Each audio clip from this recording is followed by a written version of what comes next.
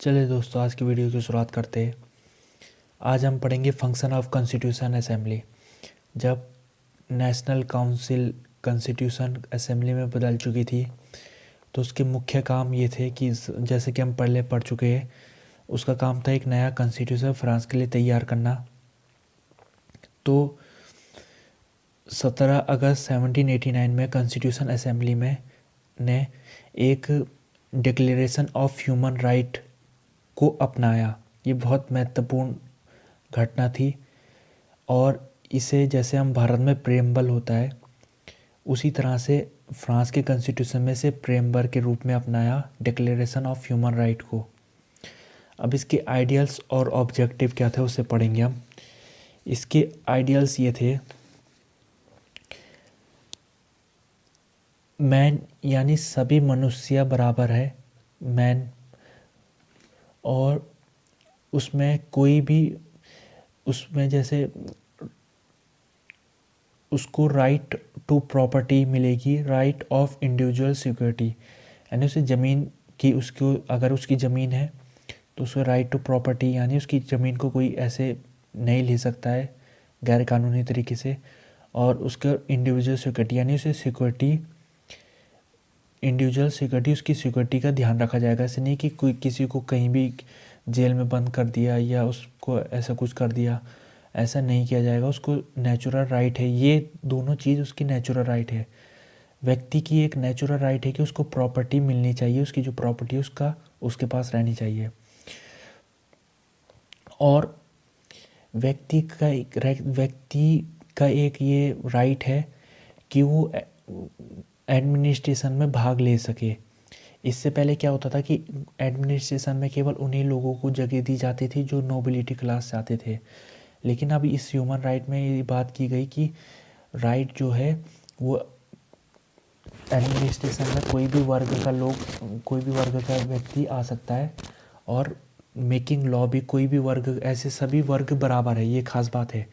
इससे पहले नोबिलिटी और क्लर्जी को कुछ खास पावर दी गई थी कानून बनाने के क्षेत्र में, वो उनसे इस ह्यूमन राइट जब डिक्लेरेशन किया गया तो उससे छीनने की कोशिश की गई। यहाँ पर उन स्पेशल राइट को छीनने की इसके द्वारा कोशिश की गई, और कोई भी व्यक्ति को अनलॉफुली अरेस्ट नहीं किया जा सकता। इसके अलावा जो पब्लिक राइट है उसकी स्टेट की, ये राज्य की ये जिम्मेदारी है कि पब्लिक राइट जो है, लोगों के जो राइट है जो कि इसके द्वारा दिए जा रहे थे, उसका प्रोटेक्शन करे राज्य के ऊपर ये जिम्मेदारी है। दूसरा पॉइंट ये था कि जो सोवर्जिनिटी है वो किसी एक व्यक्ति के ऊपर नहीं है, यानी ऐसे नहीं कि फ्रांस का मालिक राजा है, ऐसा नहीं है। जो फ्रांस का मालिक फ्रांस की जनता है, यानी जनता ही जनार्दन है, ये अपनाया गया था इसके इस डिक्लेरेशन में ये बात की गई थी। और छठवां जो इसका पॉइंट था वो ये था, खास बात ये, इससे पहले जो था कि रोमन कैथोलिक ही धर्म को प्रचार करने का स्वतंत्रता थी, लेकिन इस डिक्लेरेशन के बाद ये कोशिश की गई कि कोई भी धर्म है वो फ्री है, वो अपना प्रचार करने के लिए फ्री है, केवल एक धर्म को ही मान्यता नहीं दी जाएगी। इसके जरिए बात की गई थी। सातवां पॉइंट ये था कि freedom lies in those activity, freedom केवल उन्हीं क्षेत्रों में मिलेगी, उन क्षेत्रों में जो क्षेत्र किसी दूसरे व्यक्ति या दूसरे संगठन को हानि ना पहुंचाते हो। यानी ऐसे नहीं कि कोई किसी दूसरे व्यक्ति को हानि पहुंचा रहा है तो उसको ये अधिकार दिए जाए, ऐसा नहीं है। इसके अलावा जो आठवां पॉइंट है वो ये है कि सभी व्यक्ति, सभी ऑफिशियल्स जो है, सभी ऑफिसर जो स्टेट के सरकारी कर्मचारी है वो अकाउंटेबल होंगे, पब्लिक के प्रति अकाउंटेबल होंगे।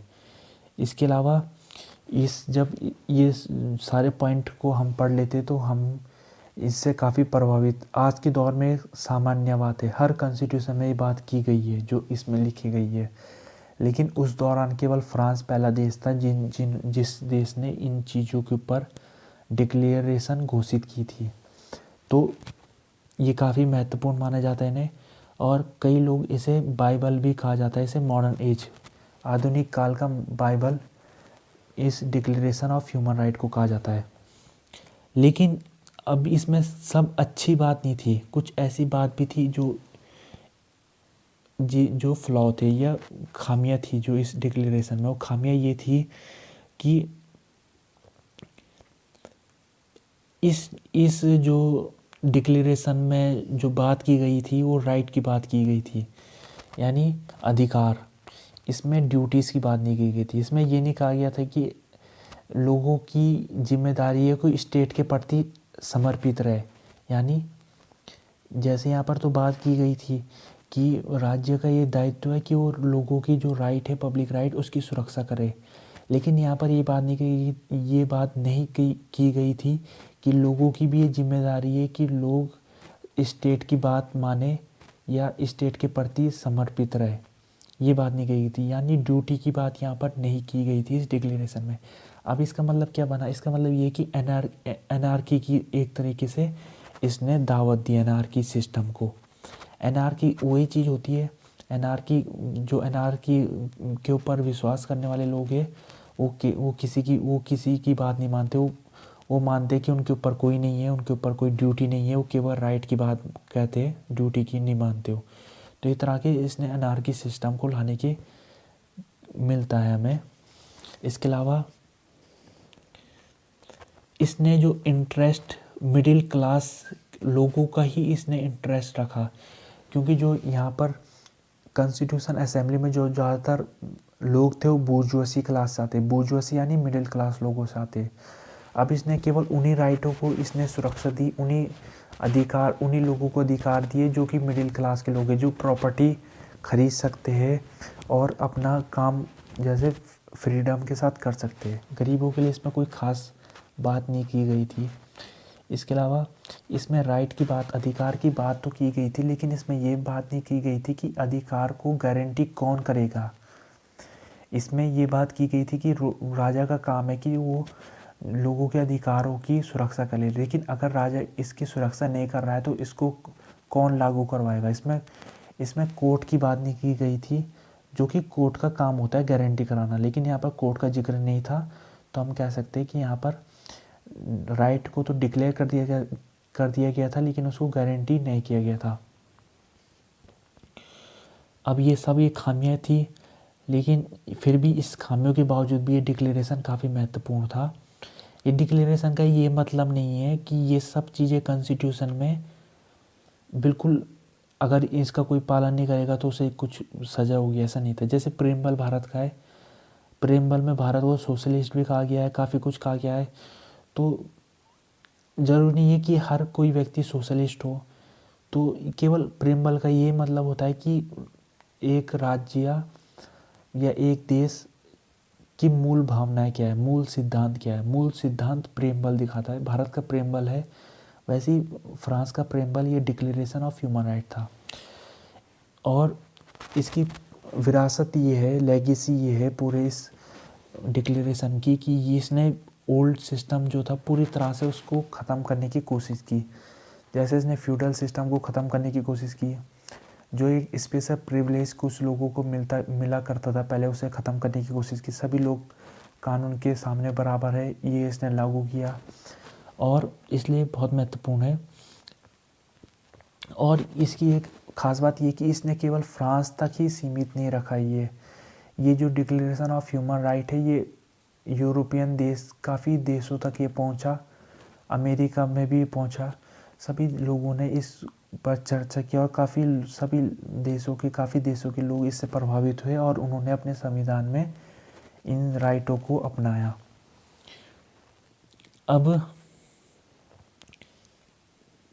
अब ये बात तो, ये जब ये डिक्लेरेशन ऑफ ह्यूमन राइट अपनाया प्रेमबल में, वो उसके बाद कुछ समय बाद कॉन्स्टिट्यूशन भी अपना लिया गया कॉन्स्टिट्यूशन असेंबली द्वारा। और कब अपनाया गया? 1791 में अपना दिया गया। इसके दो खास फीचर थे इस कॉन्स्टिट्यूशन के। इस कॉन्स्टिट्यूशन में जो सुप्रीम पावर है वो पब्लिक को दी गई थी, यानी, और दूसरी बात ये है कि लेजिस्लेचर, एग्जीक्यूटिव और जुडिशरी को अलग कर दिया गया, यानी सेपरेशन ऑफ पावर कर दिया गया, जो कि होता ही है आजकल। और जो फ्रांस गवर्नमेंट का जो सिस्टम था उसे मोनार्किया रखा गया, यानी मोनार्की रखा गया, लेकिन उसकी जो मोनार्की जो राजा था उसकी पावर काफ़ी कम कर दी गई। राजा के पास अभी भी थोड़ी बहुत पावर थी, वो वीटो पावर का इस्तेमाल कर सकता था, यानी कोई बिल अगर असेंबली पास करती, अगर राजा उससे सहमत नहीं है तो उसे वीटो पावर लगा के उसे रद्द कर सकता था राजा। लेकिन अगर वो असेंबली फिर अगर उस बिल को 3 बार और पास कर लेती तो राजा की ये जिम्मेदारी बनती थी कि उस बिल को अब रोके ना और उसे पास करा दे, यानी जो उसे वीटो पावर दी गई थी राजा को वो भी लिमिटेड वीटो पावर थी। तो राजा को इस कॉन्स्टिट्यूशन में उसकी पोजीशन तो बरकरार रखी गई, मोनार्की बरकरार रखी गई, लेकिन उसकी पावर कम कर दी गई। और एक बात खास बात है कि इस कॉन्स्टिट्यूशन में जो एक तरह से जो ऑटोनोमी है, स्वायत्तता जो होती है वो काफ़ी दी गई, यानी 3 तरीके से बनाए गए एडमिनिस्ट्रेशन के डिपार्टमेंट, जो कि राज्य थे, डिपार्टमेंट कहा जाता था इन्हें, डिस्ट्रिक्ट और कम्यून। ये सब खासकर ये जो कम्यून सिस्टम था ये बहुत ऑटोनोमस था, यानी ये अपने कानून खुद बनाता था खासकर। और यही वजह थी कि पेरिस कम्यून आगे जाके बहुत मजबूत पोजीशन में आया, और आगे जाके वो असेंबली की जो नेशनल असेंबली थी उसकी बात भी नहीं मानता था कम्यून। तो इसको ऑटोनोमस काफ़ी बना दिया गया पूरे ये स्टेट के एडमिनिस्ट्रेशन को। जो सबसे स्मॉलेस्ट यूनिट थी वो कम्यून था, कम्यून से बड़ा डिस्ट्रिक्ट था, डिस्ट्रिक्ट से बड़ा डिपार्टमेंट था। और जो लेजिस्लेटिव असेंबली के जो इतने मेंबर चुने गए, यानी 745 मेंबर हो गए लेजिस्लेटिव असेंबली में, और वो सब उनकी जो कार्यकाल होगा वो 2 साल का होगा, इसमें ये अपनाया गया।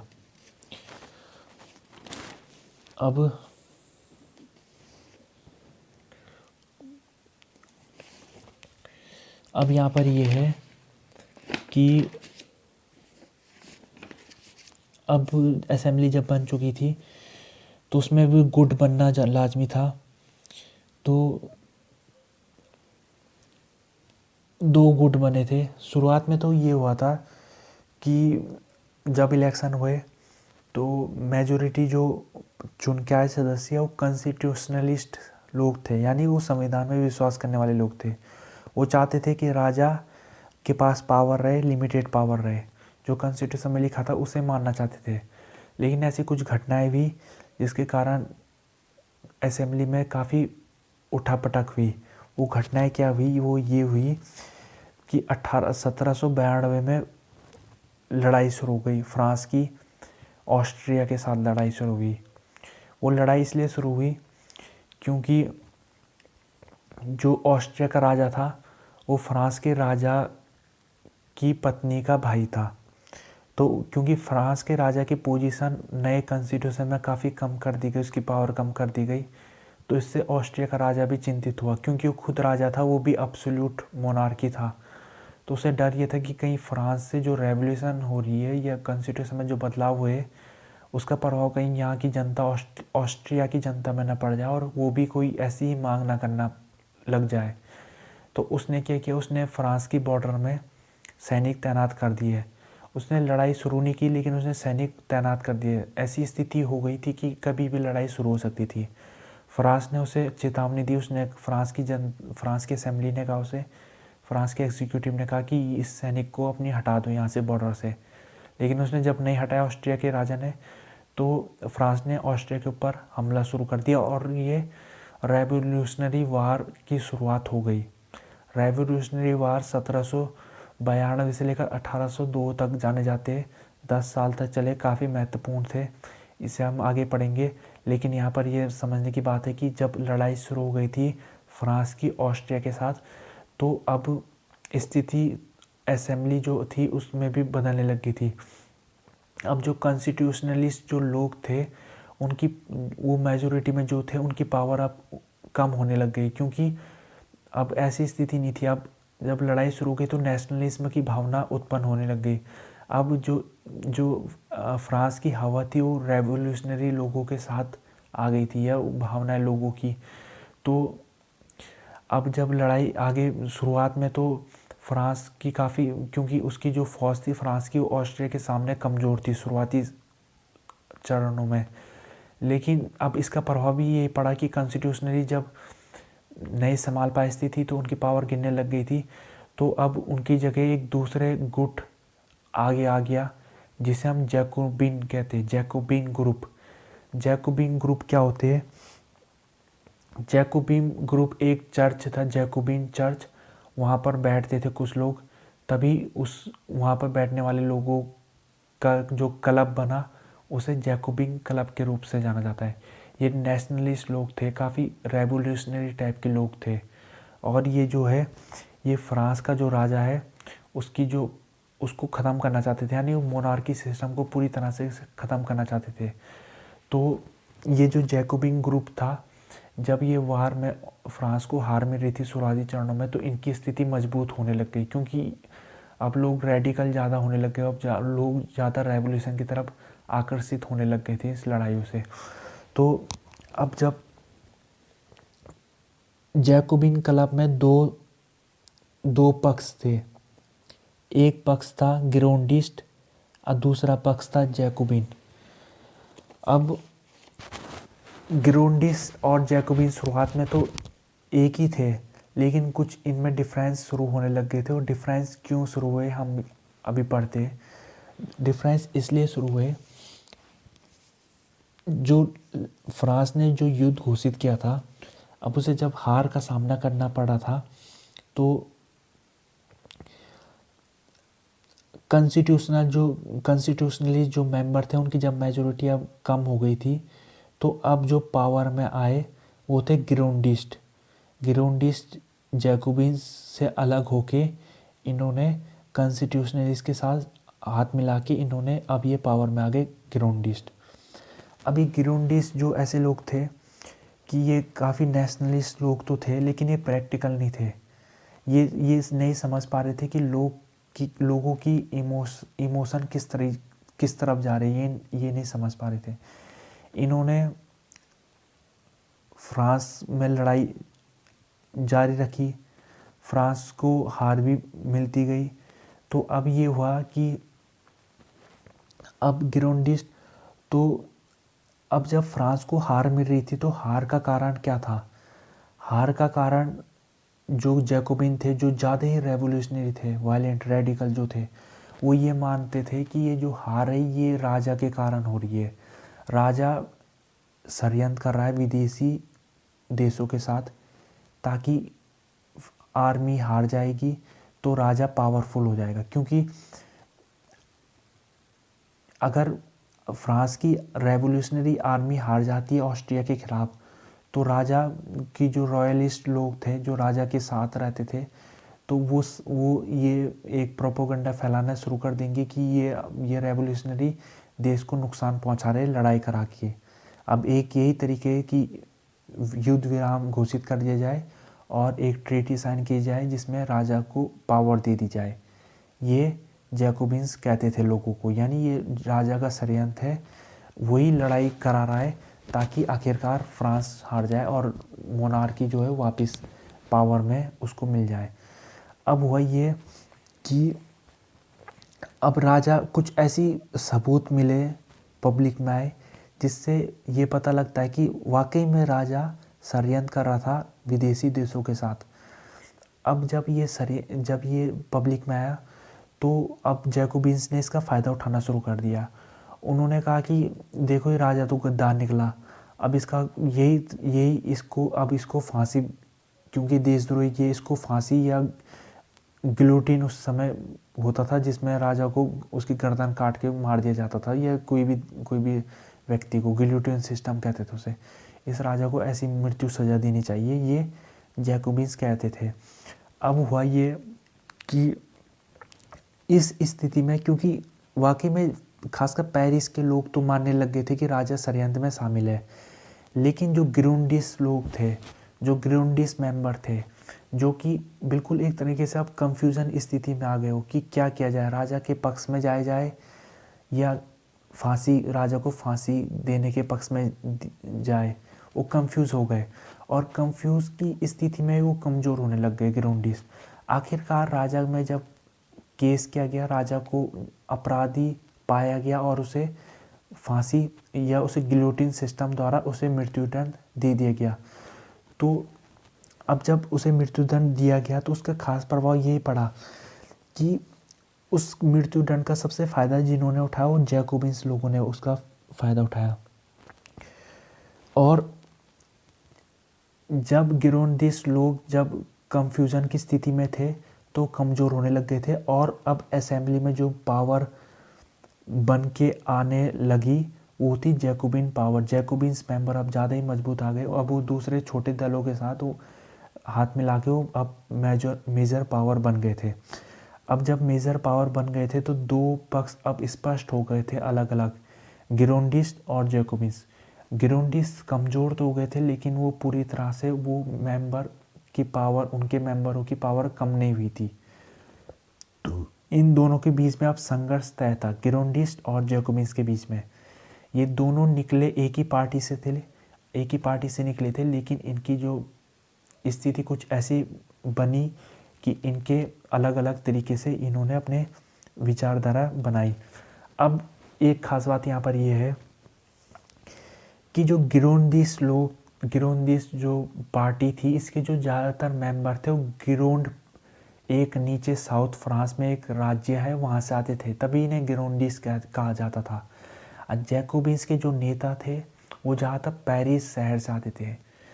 तो ये भी हमें समझना महत्वपूर्ण है कि इस पूरे फ्रांस रेवोल्यूशन को रेडिकल बनाने में, फ्रांस के रेवोल्यूशन को ज़्यादा ही हिंसक कराने में पेरिस कम्यून और पेरिस के लोगों का एक बड़ा हिस्सा है। फ्रांस के दूसरे भाग कोई खास रेडिकलाइज नहीं हुए थे, लेकिन पेरिस के जो लोग हैं वो रेवोल्यूशनरीज और जैकोबिन्स के साथ वो कुछ ज़्यादा ही खड़े रहे। वो खड़े क्यों रहे? क्योंकि पेरिस की स्थिति ही कुछ इस तरह थी कि वहाँ इनइक्वलिटी ज़्यादा थी, असमानता ज़्यादा थी, तो वहाँ के लोग ज़्यादा अग्रसर हुए रेवोल्यूशनरी गतिविधियों के प्रति। तो जो ये संघर्ष था पूरा फ्रांस का रेवोल्यूशन का, ये केवल मोनार्की और दूसरे असेंबली के ही बीच की संघर्ष के कारण नहीं हुआ था। ये संघर्ष पेरिस और फ्रांस के दूसरे भागों के जो एक सोशल सिस्टम था बना हुआ, पेरिस का अलग सोशल सिस्टम और इकोनॉमिक सिस्टम था, और दूसरे फ्रांस के भागों का जो ग्रामीण ज़्यादातर इलाके थे उनका अलग सिस्टम था। तो इन दोनों सिस्टमों का संघर्ष भी हमें आगे देखने को मिलेगा। इस आगे जब चीज़ हिंसा की तरफ बढ़ती गई, तो जब राजा को फांसी दे, जब उसको हत्या कर दी गई राजा की, तो अब राजा की हत्या के प्रभाव एक ये पड़ा कि जो यूरोप के जो देश थे, अभी केवल फ्रांस से ऑस्ट्रिया और पर्सिया ही लड़ रहे थे। अब जब हत्या कर दी गई राजा की, तो अब लगभग पूरे यूरोप में एक तरीके से भूचाल आ गया, और इंग्लैंड और जो बाकी देश थे वो भी अब फ्रांस के प्रति एक तरीके से उन दुश्मनी वाला व्यवहार करने लग गए। यानी उन्होंने अपनी सेना अब वो फ्रांस के खिलाफ भेजने लग गए। अब फ्रांस की स्थिति अब काफ़ी मुश्किलों में आ गई थी। उसके खिलाफ केवल अब दो देश नहीं थे, बल्कि पूरा यूरोप ही उसके खिलाफ हो गया था, फ्रांस के खिलाफ। इसके काफ़ी दूरगामी प्रभाव पड़े। इसके प्रभाव फ्रांस को मजबूरन एक बड़ी हिंसा की तरफ जाना पड़ा। उसको आप अगले वीडियो में पढ़ेंगे। अगर ये वीडियो आपको पसंद आया होगा तो आप इसे लाइक कर सकते हो, चैनल सब्सक्राइब भी कर सकते हैं। देखने के लिए धन्यवाद।